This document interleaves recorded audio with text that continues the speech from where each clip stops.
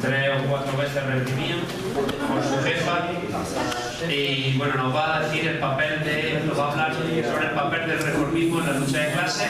Mañana vamos a tener otra formación del camarada Xavier del NPA francés y sobre la actualidad de la revolución. No más y doy paso a Alejandro.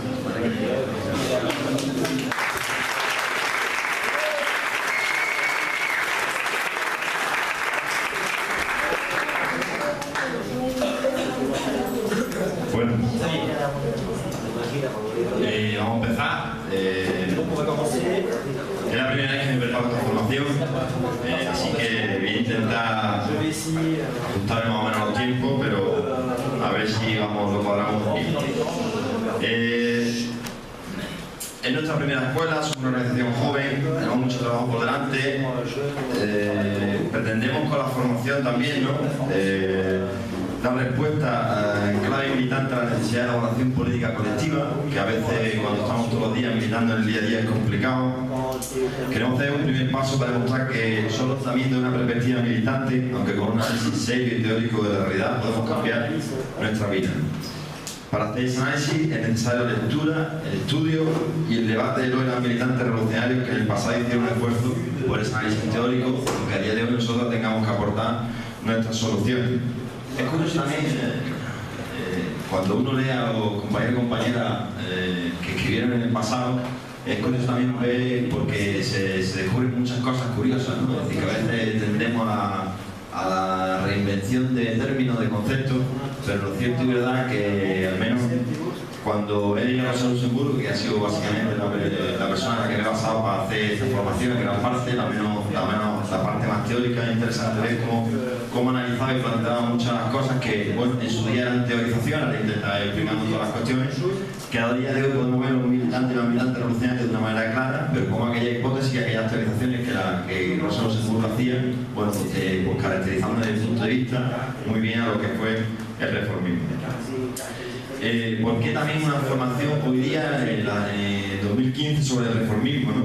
Yo creo que tras la crisis económica, y ahora desarrollaremos una serie de debates y discusiones sobre esta cuestión, tras la crisis económica, política, social y demás, eso ha abierto un espacio, una brecha, y evidentemente, bueno, pues hay diferentes perspectivas estratégicas con las que, bueno, pues nos encontramos en el día a día debatiendo y discutiendo. Y creo que hoy día los revolucionarios en el pasado han sido otras, en otros momentos, con otras corrientes, con otras y demás, y bueno, pero en el contexto actual yo creo que con la estrategia, la perspectiva reformista, neoreformista, ¿no? Llamémoslo como queramos, porque es muy exhaustivo en los términos eso, tenemos yo creo un gran debate. Bien, la formación, espero a ver si me da tiempo a todo. Tiene varios puntos. Lo primero va a ser un breve análisis teórico sobre todo lo que es la cuestión del reformismo. El segundo punto, me hubiese gustado hacer un PowerPoint, ese tipo de cosas que hubiese sido más didáctico, pero no he tenido el tiempo para poderlo hacer mejor en ese sentido, ¿vale? Lo siguiente sería plantear cómo, cuando tú te planteas hoy día cómo puedo cambiar el capitalismo, ¿no? Ver cómo esa perspectiva estratégica, que a día de hoy también te marca un tipo de partido, un tipo de orientación, y la idea de la cuestión es que una estrategia reformista genera o da lugar a que esas organizaciones, esas corrientes, tienen un proceso de integración en el sistema capitalista. Intentaré plantear algunos ejemplos basados sobre ello. Después, bueno, algunos acontecimientos históricos relevantes en la historia, donde organizaciones de masa con una orientación reformista tuvieron influencia y cómo sus decisiones marcaron o pudieron marcar diferentes procesos o etapas históricas. Por último también, bueno, quiero plantear cómo el reformismo va más allá de la cuestión partidaria. Es decir, pensamos en el reformismo, pensamos en partidos políticos, en el PSOE, en Podemos, bueno, pero el reformismo tiene política también para otro ámbito, otro espacio, que intentaré desarrollar algunos de ellos. Y por último, bueno, intentar conectar con los debates un poco más de actualidad, haciendo unas 4 preguntas, que bueno, yo intentaré plantear mi visión de las preguntas y a partir de ahí, pues generar un debate en torno a eso, ¿no? Bueno, evidentemente una propuesta que yo hago de debate y después debatiremos sobre lo que es la que actual. Así que comienzo. Primero, elementos teóricos para analizar el reformismo. Lo primero primero, algunas cuestiones conceptuales que la gente... Cuando venimos a los clásicos, lo primero que tenemos que decir es que hoy día un partido, para nosotros, cuando decimos Partido Socialdemócrata, es un partido reformista, pero digamos que todo esto se produce a finales del siglo XIX, ¿vale? Todo este debate, toda esta discusión. En ese contexto histórico, todos los partidos eran socialdemócratas. Es decir, todos los militantes estaban en el Partido Socialdemócrata. Entonces, cuando en aquel momento se hacían referencia a un Partido Socialdemócrata, no es la misma referencia que estamos haciendo hoy, ¿vale?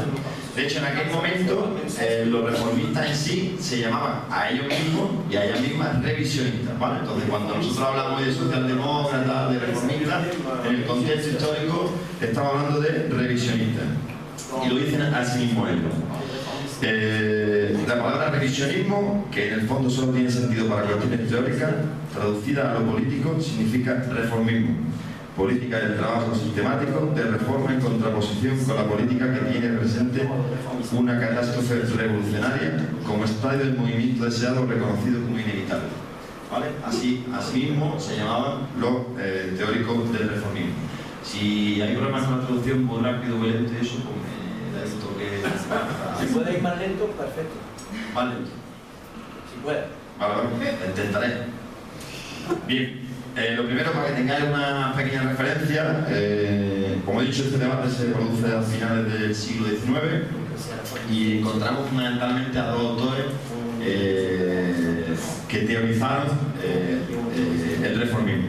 El primer autor es Eduard Bernstein, fue militante del Partido Socialdemócrata Alemán y fundador, y a partir de 1895 fue cuando empezó a publicar sus tesis sobre una revisión del marxismo, ¿vale?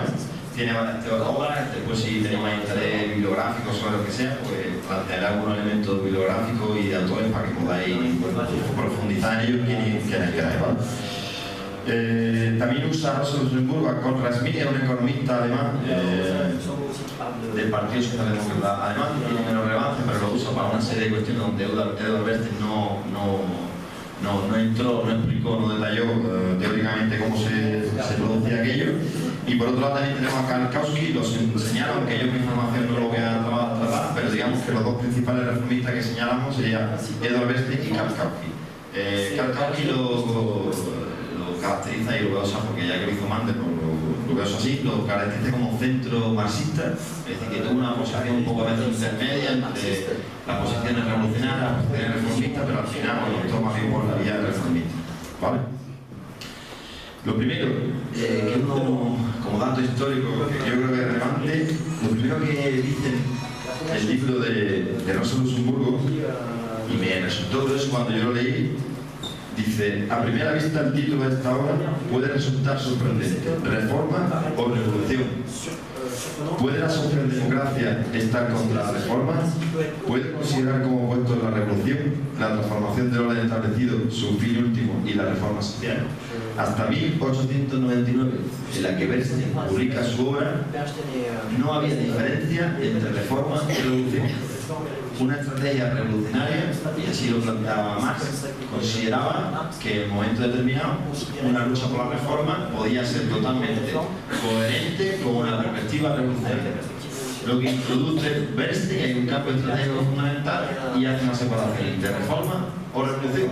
De hecho, para nosotros los marxistas, los revolucionarios, luchar por la reforma, la mejora social, la mejora sindical, el estado del bienestar, no genera ningún tipo de problema de contradicción y muchas veces en contextos determinados la usamos de hecho como reivindicaciones transitorias en contextos determinados. Así que para nosotros no hay ningún problema con las cuestiones de reforma. Quien hace esa apreciación primera histórica es Eduard Bernstein. Y dice así, para los revisionistas, dicha conquista debería lograrse por el camino de la lucha parlamentaria mediante la explotación del derecho de voto y la utilización de todos los instrumentos legales. En ese sentido, Bernstein define a la socialdemocracia como un partido de reforma social y democrático que lucha por el progreso social, la conquista de la democracia con la finalidad de impulsar el desarrollo de una sociedad socialista. Y ahí es donde plantea pues, que para llegar a acabar con el capitalismo no es necesario, es una visión rupturista de la sociedad.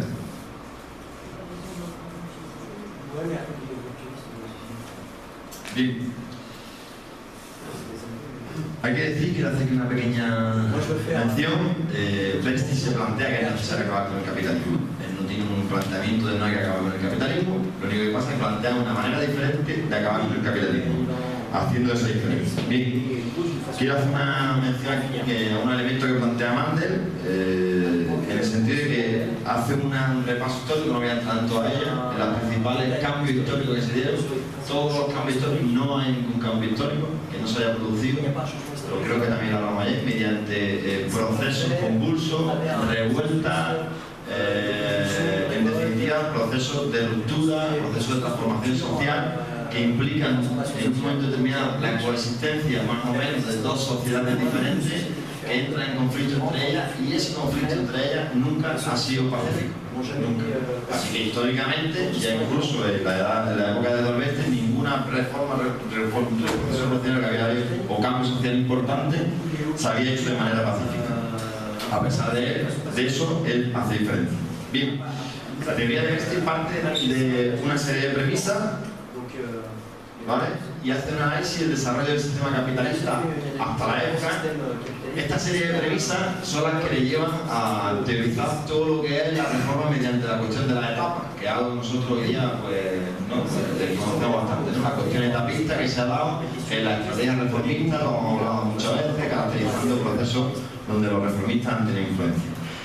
Él hace una caracterización de 1899 sobre el sistema capitalista, y lo que plantea es muy improbable su hundimiento general, ya que es un sistema con una gran capacidad de adaptación.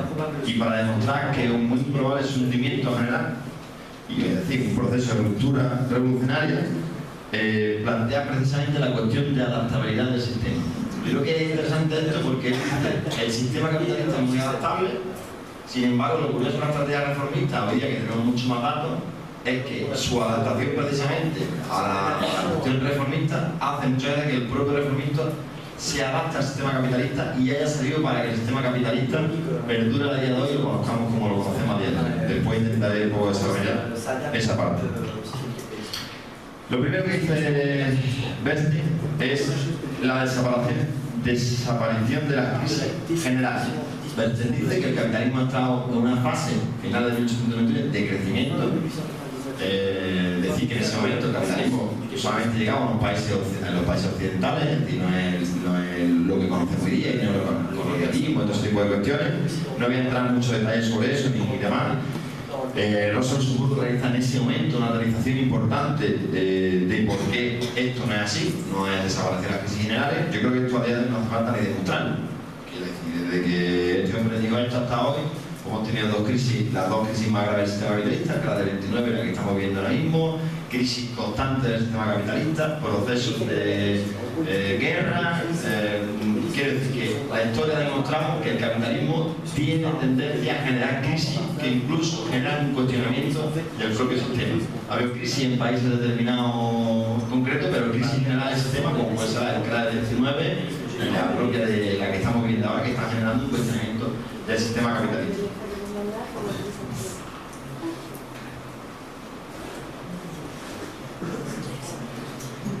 Como ya vemos de tiempo, no voy a entrar mucho porque yo creo que esto ha quedado bastante demostrado que esa caracterización que hacía Bernstein de hecho no está claro. Los otros dos puntos que señala es que ya hay una clase media en ese momento, y esa clase media, bueno, pues tiene una serie de conquistas sociales que por esa realidad en los países donde había capitalismo en la época, bueno, pues esa clase media tenía como menos disposición a la lucha. Y por último, que había una mejora de la situación económica general del proletariado, lo cual puede ser cierto, y bueno, de hecho al día de hoy lo vemos, ¿no? Lo que pasa es que, claro, cuando hace una revisión de toda la teoría marxista en el plano económico, en el plano social, yo creo que aquí, bueno, pues diferencia entre una cuestión en la conciencia objetiva y la conciencia subjetiva, bueno, que eso podemos entrar, debatir y discutir sobre esos elementos. Pero lo cierto es que la existencia de una clase media, podemos dar un ejemplo, yo creo que más eso puede ser interesante para ver cómo había clase media y había huelgas masivas, y aquí compañeros podemos entrar en debate, pero que la existencia en sí de que haya una clase media o que haya sectores de los trabajadores que estén mejor, no le impide, por ejemplo, al capitalismo hoy día, en el contexto actual, intentar hacer un ataque a la clase media e intentar tirar a la baja las condiciones del conjunto de las trabajadoras. Quiero decir que esto en sí, bueno, pues hay momentos de la historia que se dan esos procesos, pero eso no significa que por eso no haya un hundimiento general del sistema capitalista, porque en sí el sistema capitalista yo creo que es el elemento más importante. Aparte que en un momento determinado pueda dar ciertas concesiones, y eso lo trataremos, el sistema capitalista tiene una tendencia general a la cuestión de la crisis, que yo creo que es el elemento central. Así que Brecht lo que plantea es que la socialdemocracia ya no debe orientar su actividad cotidiana a la conquista del poder político, sino a la mejora de las condiciones de la clase obrera dentro de la resistencia. La implantación del socialismo no sería consecuencia de la crisis social y política, de la paulatina ampliación de los controles sociales y de la gradual aplicación de los principios cooperativistas. Esto es las actualizaciones que hicieron en ese momento. ¿Cómo se haría esto? Ya que la estrategia reformista la mejor para hacerla. Bueno, pues habría como dos planes. El primer plan sería cómo atacar la propiedad privada de la tasa de ganancia y plantear como elemento central la cuestión de los sindicatos. Aunque aquí en este plan, digamos, es lo que plantea que a través de los sindicatos vamos a ir quitándole el poder digamos, a los empresarios. Esta parte no la explica muy bien. Sí explica mejor la segunda parte, que es la transformación del Estado en sociedad. Y aquí claramente plantean que las instituciones parlamentarias, los parlamentos, que nosotros conocemos hoy día, van a ser los mecanismos donde los partidos socialdemócratas ganarían elecciones.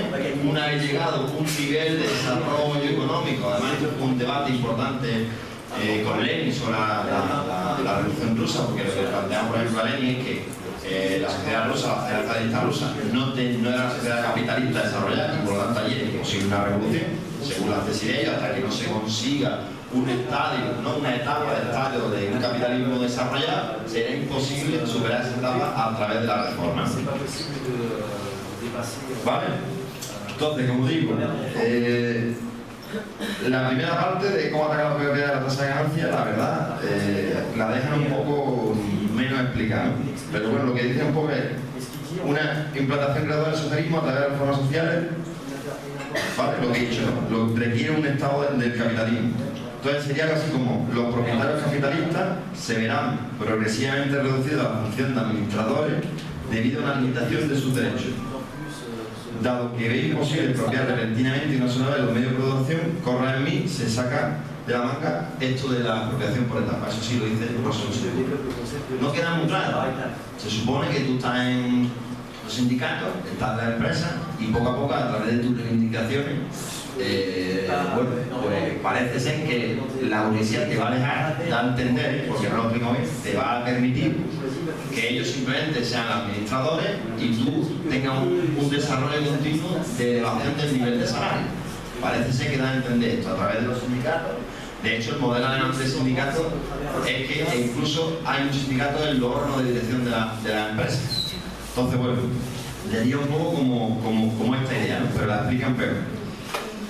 Y el segundo punto, claramente, es que lo que hay que hacer es estar en la lucha parlamentaria, presentarse a todas las elecciones y a través de estar en las instituciones burguesas conseguir, bueno, pues no sé, sería como que Tsipras ha llegado al gobierno, ya dirige el gobierno y ya tiene el poder de reformarlo todo.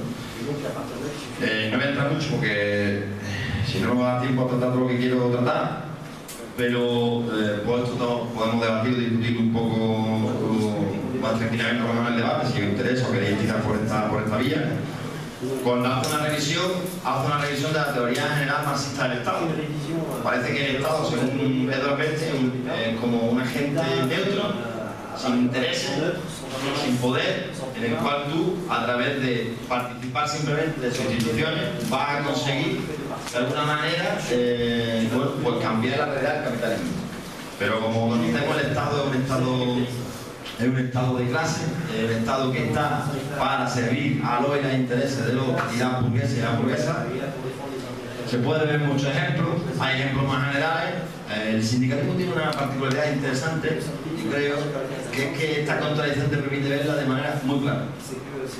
Recuerdo cuando empezaba el sindicalismo en mi centro de trabajo, que teníamos debate precisamente cuál era la mejor estrategia.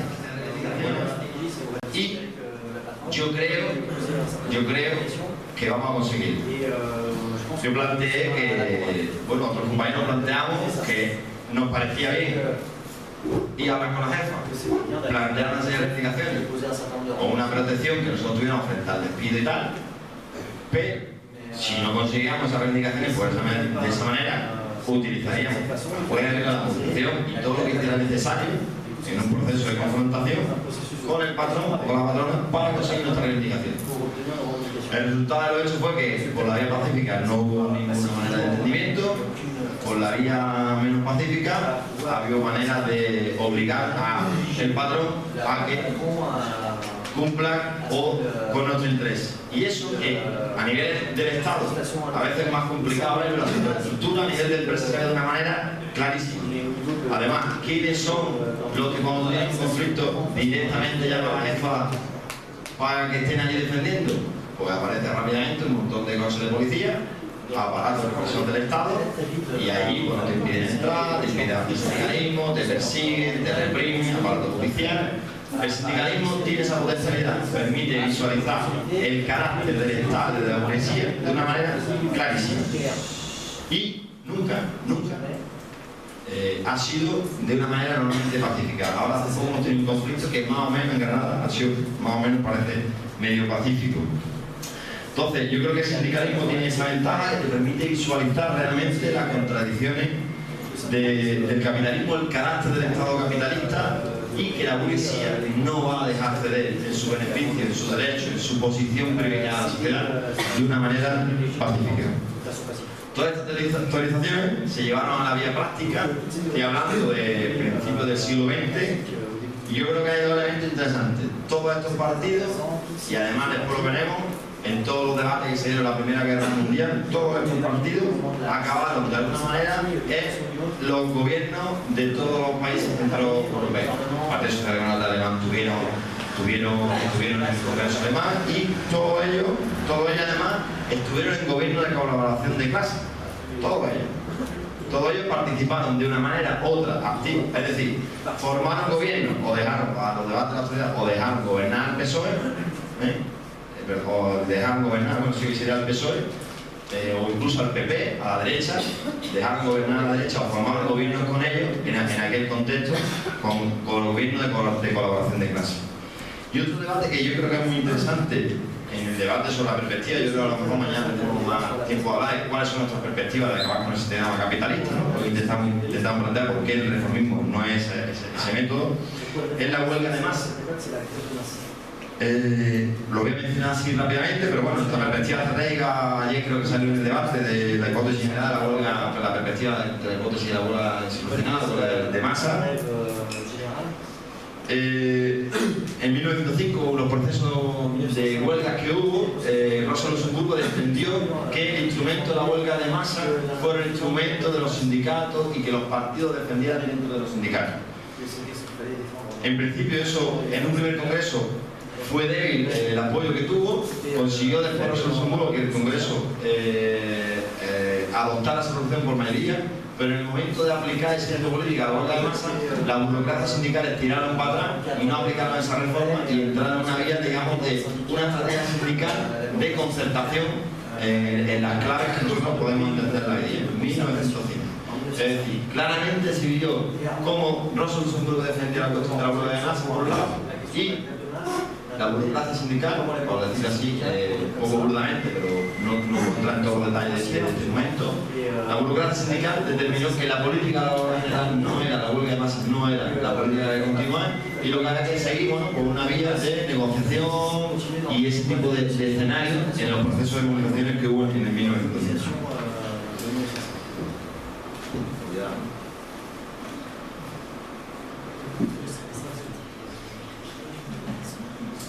Bien, quiero llegar. Esto sería, digamos, las premisas de las que parte Bernstein y las actualizaciones que hacen y la aplicación práctica que tuvo esas políticas finales del siglo XIX, principios del siglo XX. ¿Tiene interés ahora mismo? Pues yo creo que el siguiente paso ya es teorizaciones reformistas en la actualidad. Yo creo que entra aquí en un debate súper objetivo sobre si es una organización reformista, neorreformista, posmoreformista, eurocomunista, reformista y demás. No tengo mucho interés en eso. Yo quiero centrar este debate en una perspectiva estratégica. No estoy diciendo que no haya que conocer todas las tradiciones postmodernas, todas las tradiciones que se hacen en la actualidad y en el último periodo, ¿vale? Yo creo que es importante conocer a esos autores, la gente que hace nuevas cosas y demás, ¿no? Pero me voy a centrar en la cuestión un poco de cuáles son las perspectivas estratégicas, ¿no? Es decir, una perspectiva estratégica con carácter general que entiende en las claves de la que plantea Bernstein, ¿no?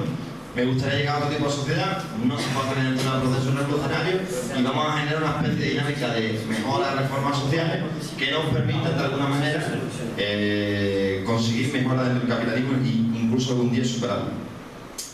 Para ello voy a usar, yo creo que además en el Estado español hay un auge de esta corriente reformista del PSOE, voy a hablar después más en concreto, pero yo creo que hoy día en el Estado español, al menos a nivel estatal, tenemos dos organizaciones que se engloban o se enmarcan con diferentes trayectorias políticas, teóricas e ideológicas. Son Izquierda Unida y Podemos. Me voy a centrar más en Podemos porque yo creo que, bueno, por la influencia, el grado de impacto que ha tenido en el último periodo, por lo que estamos todos y todas afectados, porque digamos Podemos, yo creo que tiene interés, y lo que voy a intentar es caracterizar cómo, más allá de si Podemos es pomo, reformista, todo este tipo de cuestiones, cómo Podemos, y al menos su dirección y Pablo Iglesias, se enmarca claramente en una estrategia reformista. Es más, Pablo Iglesias yo creo que va un paso más allá, porque mientras que Bernstein decía hay que intentar llegar al capitalismo, a superar el capitalismo mediante la reforma, Pablo Iglesias ya incluso llega a decir, me gustaría, pero no es posible, por lo tanto tenemos que optar por otra vía. Es decir, yo creo que tiene un grado desde el punto incluso de la perspectiva reformista, tiene un grado ya de derrota previa que lo posiciona en una posición, digamos, más retrasada, yo creo que lo que teorizaron los clásicos. Para ello me voy a hacer una entrevista hace poquitos días de una pregunta que hicieron, creo que una presentación de un libro, ¿no? Si no me equivoco. Y voy a decir una serie de, voy a citar 2 o 3 cosillas que dijo Pablo Iglesias. Cuando eres tremendamente débil, la política se libra en un tablero de ajedrez, en el que te han hecho trampa, en el que te han quitado las 2 torres, un caballo, un alfil y varios peones. Sale a jugar al ajedrez en una situación de debilidad, ¿no? Es decir, la situación es muy mala y eso nos pone ya en una situación de debilidad previa porque nos falta, digamos, relación de fuerza.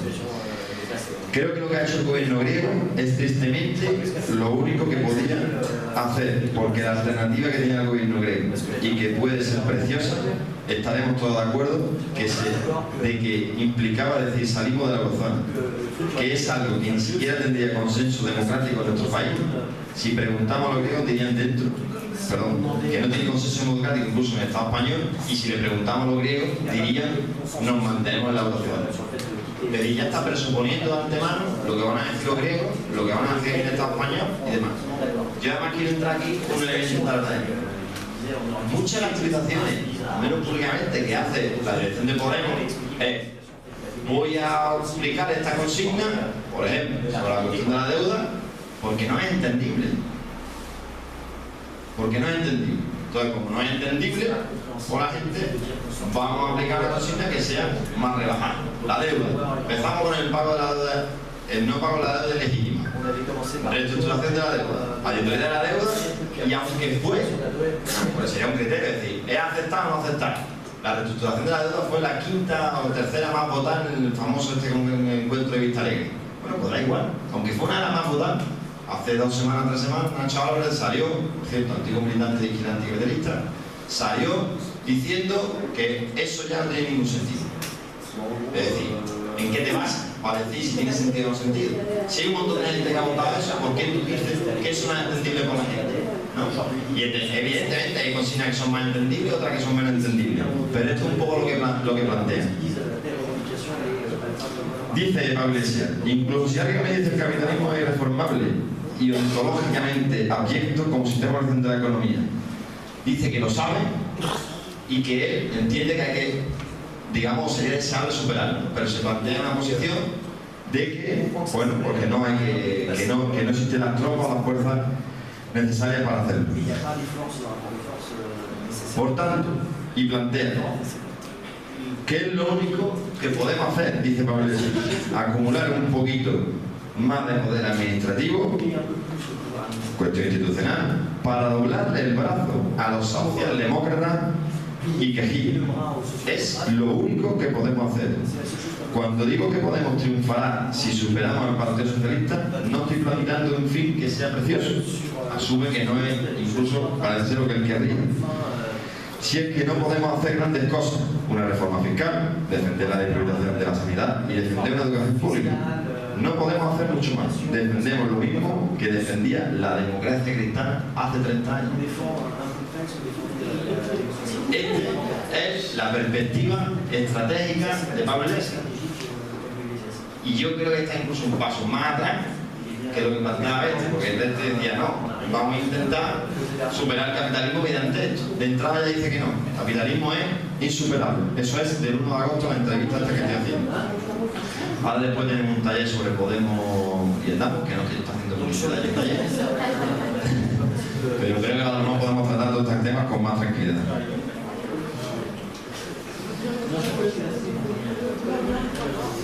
Bien. Siguiente punto que quiero tratar. La estrategia del reformismo, un proceso de integración al sistema capitalista. Como vimos al tiempo, tenía planteado una serie de ejemplos, me voy a centrar en uno de ellos. Lo que plantea, y es interesante porque Rosa Luxemburgo ya lo planteaba en su teorización, yo tenemos mucho más datos para hacer ese análisis. Cuando tú tienes una estrategia reformista, es muy probable que el sistema capitalista, cuando se hablaba de esa capacidad de adaptación, quede integrado dentro del sistema capitalista.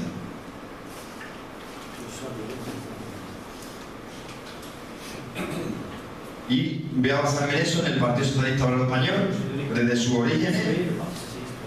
No me puedo hacer un desarrollo de todo el partido, pero me voy a centrar en tres momentos: origen, Guerra Civil Española, transición. Porque además desde el punto de vista estratégico creo que marca posicionamientos diferentes y cómo hubo debate en el seno del Partido Socialista Español, sobre todo en la Guerra Civil, debate sobre qué perspectiva tenemos y cómo ha derivado en la perspectiva reformista. Se funda en 1879 en torno a un núcleo intelectual y obrero, fundamentalmente, cabezado por Pablo Iglesias, el otro Pablo Iglesias. La carta fundacional que forman 40 personas, plantea una serie de reivindicaciones que entroncan con todas las reivindicaciones que muchas de ellas podemos nosotros defender. Esto lo podéis encontrar incluso en la propia web del PSOE, esa carta fundacional. Es cortita, intenté reproducirla, pero está escrita con una compañía intentó ayudarme a reproducirla, pero está escrita a mano, es complicado transcribirla entera. Pero bueno, viene a plantear el programa de la clase obrera en aquel año. De la defensa de la conquista democrática de la clase obrera, de la defensa del interés de la clase obrera, con ambigüedades sobre cuestiones, pero sí, digamos que en 1879 todavía no había aparecido la conceptualización y aparecía el Partido Socialista en una clave defendiendo a un partido de la intelectualidad fundamentalmente, pero que se planteaba el programa, o elemento del programa de la clase obrera en aquel momento. Se asoció a la internacional, tuvo contacto a la Segunda Guerra, que estaba inserto en el debate de aquel momento.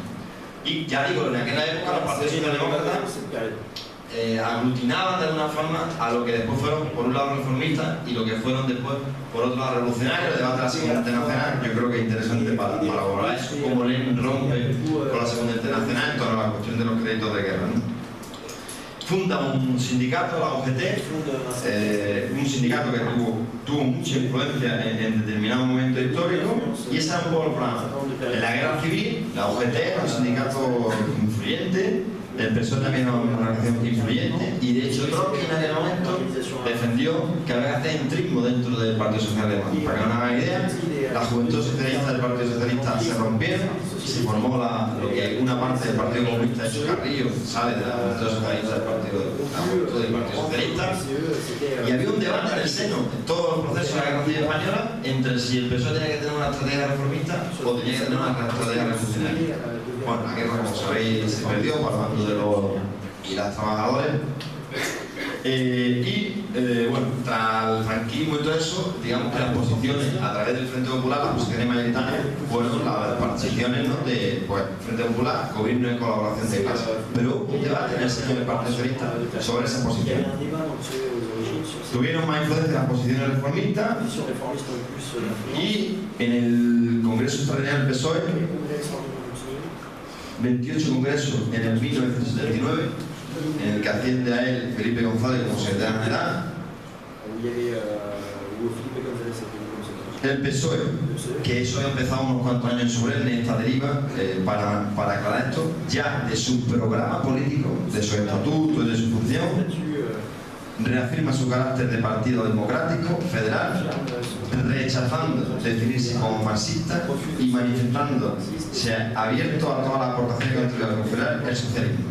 Se vincula al acuerdo, está vinculado al internacionalismo, rompe en su forma totalmente con lo que es el marxismo. Y ya conocemos lo que es el PSOE, que si yo lo tuviera caracterizado hoy día, era como una especie de partido burgués que tuvo un pasado histórico obrero vinculado a la clase obrera, que hoy día tiene bases sociales dentro de la clase obrera, pero que es un partido formado por burgueses y que defiende al menos su creación, sus cúpulas, sus aparatos, ¿no?, en toda su burocracia, y que defiende claramente los intereses, ya no de la burguesía moderada, sino los intereses de la burguesía más capitalista que hay.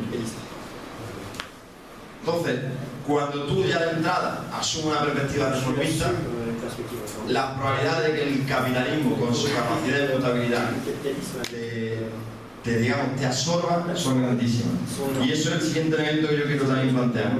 Momentos históricos relevantes que ya no es que el capitalismo tenga capacidad de adaptarse, sino que esta perspectiva de no ruptura en momentos determinados ha permitido que la socialdemocracia, con su estrategia reformista, permita la supervivencia del sistema capitalista. Se podría dar muchos ejemplos. Yo voy a hablar de algunos de ellos. Debate de la Primera Guerra Mundial que están conectados con la disolución de la Segunda Internacional, la creación del Partido Bolchevique, la Tercera Internacional de Primera Guerra Mundial.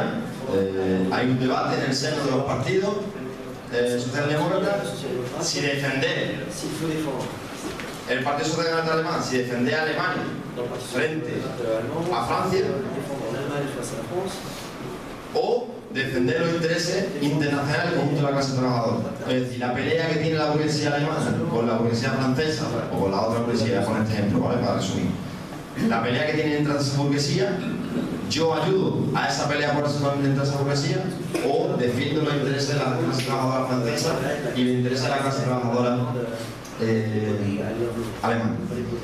Bien, por lo que deciden la dirección de estos partidos reformistas es que lo que hay que hacer es defender los intereses nacionales, porque todavía no hemos llegado a un determinado estado de desarrollo capitalista y que toca ahora defender al Estado-Nación en un pacto de colaboración de clases, y llegan a votar los créditos de guerra. Entonces ahí plantean ellos, había alternativas. ¿Por qué no se puede hacer un llamamiento a los partidos socialdemócratas alemanes, por ejemplo, a hacer huelga en aquellas empresas armamentísticas? ¿Por qué no se puede hacer un llamamiento a hacer huelga y a luchar y a pelear en contra de la guerra? Y podía haber aplicado otra política, pero no lo hizo. Aplicó una política de colaboración de clases. Y eso provocó una ruptura, un debate mucho más amplio que yo estoy aquí señalando. Pero lo que está claro es que la orientación de los partidos en ese año, a principios del siglo XX, ayudó al aquilatamiento de la burguesía y de la Primera Guerra Mundial. Así que ya hay una responsabilidad también por parte de ellos.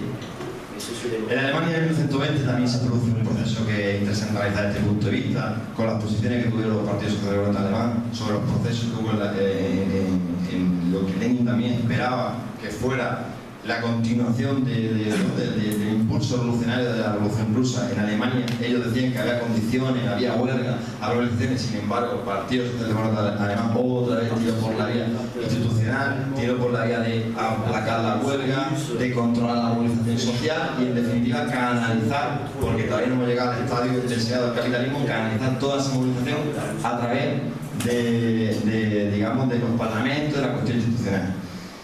Decir que la historia hubiese cambiado si la orientación, es decir, decir que la orientación del Partido Socialdemócrata hubiese sido otra, incluso del Partido Comunista en aquella época, hubiese sido otra, decir que hubiese habido una revolución en Alemania, ayudó claramente a aquilatar un contenido y un programa aquilatar el sistema capitalista. Por contraponer un momento histórico, y lo recomiendo, esto es la Revolución Rusa, me parece un libro muy interesante de cómo precisamente el partido bolchevique, no sé por influencia de masa, pero cómo evoluciona el partido bolchevique, cómo influencia, cómo una posición de ruptura revolucionaria permitió en un momento determinado hacer la revolución. Y creo que es muy interesante para contraponer una posición, una estrategia reformista con una estrategia revolucionaria. Me parece muy interesante. Por poner un ejemplo de actualidad, Grecia hace poco más de un mes vivió 2 semanas muy intensas cuando Tsipras, cuando salió el referéndum del no, que ya situáis, se cuentan miles de ejemplos. Al final lo que decidió es, bueno, voy a firmar un nuevo pacto, no estoy hablando de que en Grecia haya una crisis revolucionaria y de eso, pero el gobierno Tsipras podía haber determinado también, vamos a hacer un llamamiento a la huelga, vamos a hacer un llamamiento al conjunto de la clase trabajadora europea a que se solidarice con nuestros intereses, no vamos a aceptar el referéndum. Sin embargo, lo que hace además es que llega, firma al final un acuerdo peor que el otro. Es decir, como una posición. No sé si otra posición hubiese ahora mismo abierto una revolución en Grecia. Eso es complicado de determinar. Pero lo que está claro es que una posición con una estrategia basada en una perspectiva reformista permite a un sistema capitalista, incluso en crisis, permanecer dentro del capitalismo, permanecer dentro de esas cuestiones. Y como otra alternativa, quizás podría generar un escenario nuevo que nos pueda dar brecha a los revolucionarios para pensar en hacer otro tipo de cuestiones. Bien, para intentar acabar, que si no me da tiempo.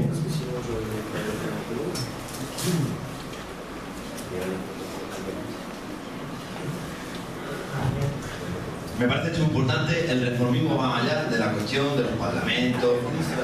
Voy a poner 3 ejemplos, bien muy rápido, porque no tengo mucho tiempo. El reformismo tiene política para todos los espacios. No solo tiene política para decir dejamos gobernar el PSOE, no, llegamos a un acuerdo con la policía, sí o no. En los parlamentos votamos sí o no los créditos de guerra. El PSOE en los movimientos sociales, en los sindicatos, en el plano económico, en todos esos espacios, tiene una política coherente con su perspectiva estratégica. Y digo que toda la formación intentó debatir en términos estratégicos.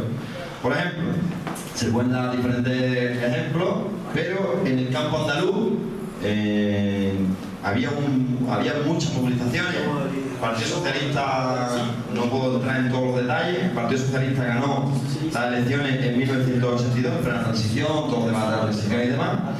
Y había movilizaciones y huelgas importantes de los jornaleros en el campo andaluz. Y lo que hizo el PSOE fue sacar un plan de empleo rural que se llama el PER, bajo una serie de condiciones, unas listas, y así lo caracterizan los sindicatos del campo, que provocó la aparición de nuevas redes de influencia, ya que además de la alternancia influyen otros factores a la hora de aparecer en la lista del PER, como la afinidad ideológica o personal con el gobernante, dándose entonces caso de un llamado nuevo cacique. Es decir, en un pueblo donde había movilizaciones jornaleras y ese gobierno municipal lo controlaba el PSOE establecía una serie de listas y en función de esas listas daban trabajo.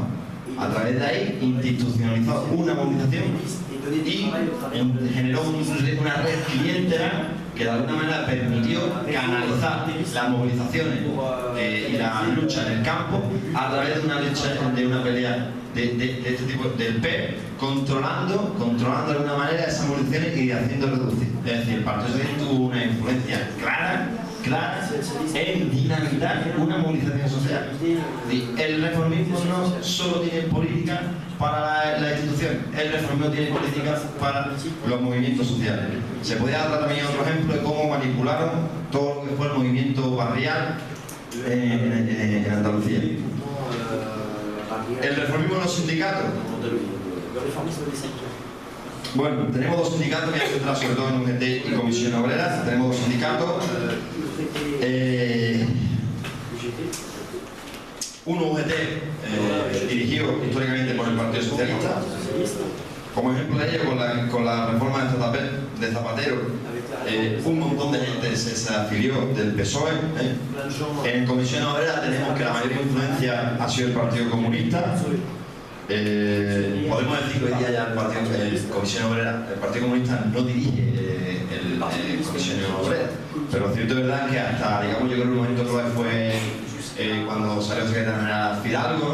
O, bueno, digamos, por poner un punto, pero que no es un proceso, digamos, que por señalar un punto, ¿vale? Por señalar un punto, pero que fue un proceso que se dio en el tiempo. Marcelino Camacho fue miembro del Partido Comunista y el dirigente más importante de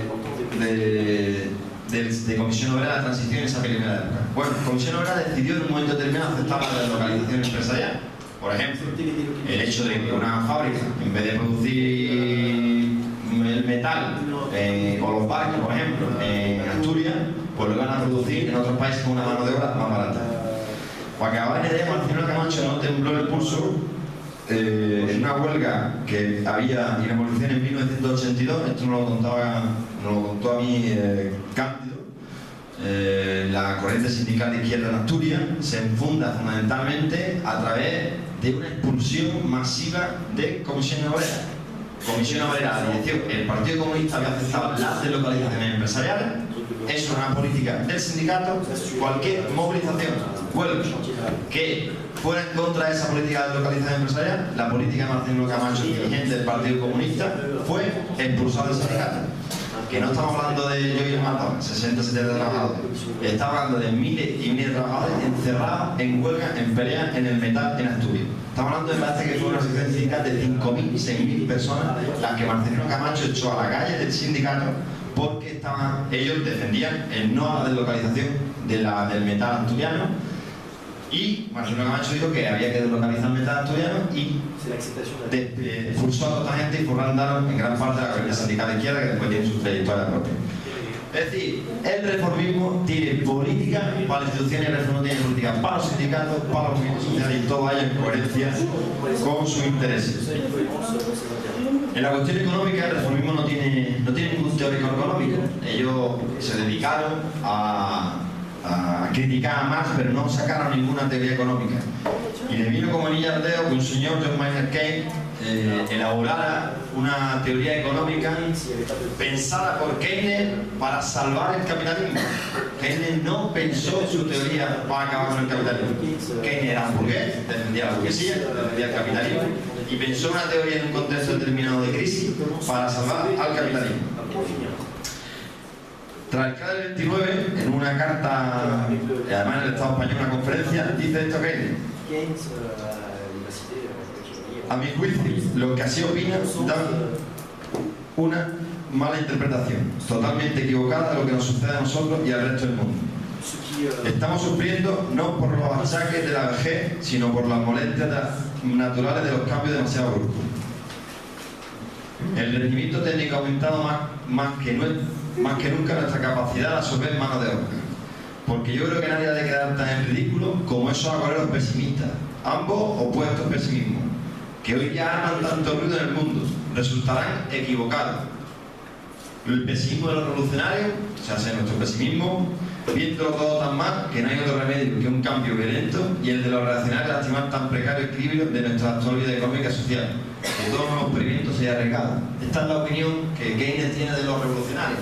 Somos unos pesimistas, somos unos agoreros, y el capitalismo será capaz por sí mismo de ser el mejor sistema. De hecho, él critica a todo lo que es digamos, el capitalismo más feroz y habla del capitalismo bueno, tiene una especie de moral cristiana, una idea de moral cristiana de los buenos y los malos, el buen capitalista y el mal capitalista, ¿no? Aboga por un capitalismo más social, ¿no? Eso es evidente, ¿no? Un capitalismo más social, y critica a todos los capitalistas, digamos, más la idea del capitalismo este feroz, de mercado, de la especulación, de la avaricia. Pero dice Mientras no lleguemos un visage humain, en fait. a un determinado desarrollo de nuestras fuerzas productivas, técnicas, etcétera, etcétera, etcétera, la avaricia, la usura y la previsión tienen que ser nuestros dioses durante algún tiempo todavía, porque solo ellos pueden sacarnos del túnel de la necesidad económica a la luz del día. Mientras no lleguemos allí, los ávaros del capitalismo son los que nos tienen que dirigir. El reformismo ha abrazado una teoría económica, lo que dice Pablo Iglesias, de la reforma fiscal, de defender la educación, de defender la sanidad. Ha abrazado una teoría económica pensada para salvar al sistema capitalista. Podemos desarrollar muchas cosas aquí, no tengo tiempo para hablar del contexto histórico en que se produce esa teoría, de cómo se conecta muy bien la teoría económica de Keynes con la perspectiva reformista. Pero bueno, si queréis podemos hablar, ¿no? Después un poco más de esto. Para terminar, y ya con esto prometo que voy acabando, quiero hacer 4 preguntas que son, yo creo que para mí interesantes desde el punto de vista de la una, ¿está acabado el reformismo como perspectiva estratégica? 2, ¿existe margen económica para la mejor sociedad del reformismo? 3, ¿qué es necesario? La segunda, por fin. ¿Existe margen económico para mejoras sociales del reformismo? Vuelve con la segunda, por favor. Esa te acabo de decir. Una, ¿está acabado el reformismo? Donc le réformisme est-il terminé? 2, ¿existe margen económico para mejoras sociales del reformismo? Le marge pour le réformisme. 3, ¿qué es necesario para imponer incluso un programa de corte reformista? Qu'est-ce qui est nécessaire pour imposer même un programme de type? Y por último, ¿cómo debemos actuar los revolucionarios frente al reformismo? Bueno, yo tengo alguna idea sobre esto, pero como llevo ya 50 minutos charlando, voy a dar paso al debate.